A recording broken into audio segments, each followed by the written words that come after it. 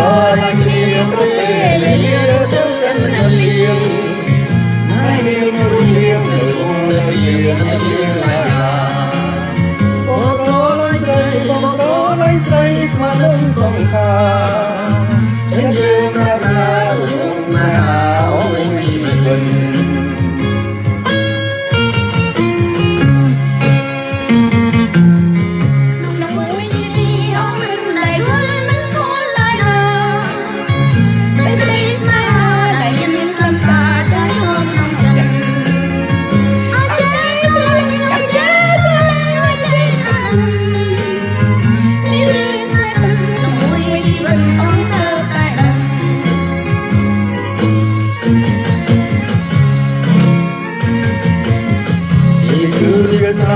bình khát khao vì bể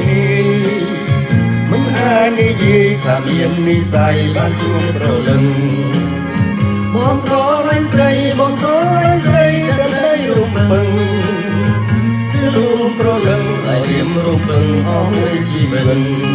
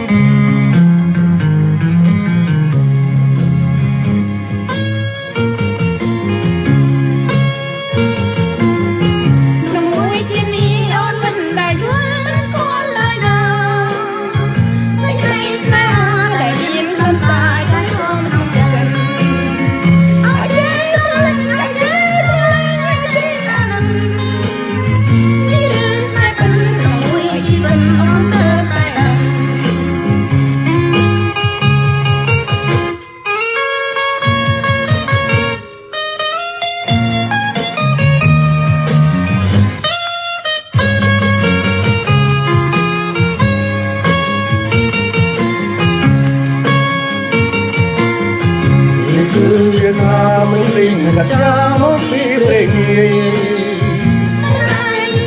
tham yên đi sai ban chuông pro lần bông gió lấy dây bông gió